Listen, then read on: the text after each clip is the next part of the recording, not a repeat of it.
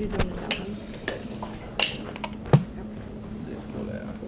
Torej ne bi o tem, kar je razpravljala komisija, o tem bo verjetno govoril predsednik, ker bi dal izjav v zvezi z dogodki, ki so se odvijali včeraj zvečer in ponoči tukaj v Državnem zboru.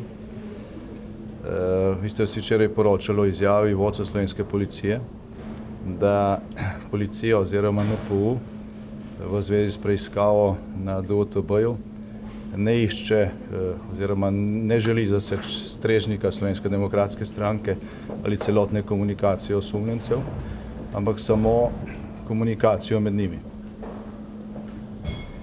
Zdaj nekaj ur potem, ko ste vsi to sporočilo policijo objavljali in ponavljali, so preiskovalci tukaj iz Državnega zbora ob strinjanju predsednika Državnega zbora odnesli celotno elektronsko korespondenco poslanca za določeno časovno obdobje v letu 2013, brez tega, da bi jo filtrirali.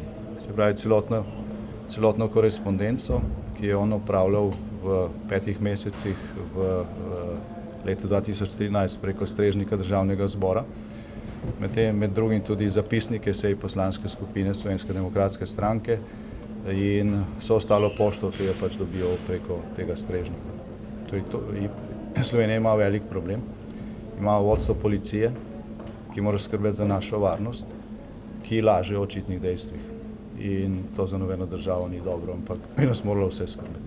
Kako boste ukrepali, gospod? Rekli ste, da je bilo ob strinjanju predsednika. Zdaj nekaj mesecev ali pa nekaj mesecev nazaj ste nekateri mediji tudi tukaj prisotni objavljali podobno elektronsko korespondenco, ki je bila zasežena na strežniku Nove kreditne banke Maribor. Zdaj po javno objavljenih sporočilih pristojnih organov je to korespondenco medijem predajal ali podajal eden od vodij preiskav NPU-ja, ki se je v tem času upokojil in so proti njemu sprožili preiskavo.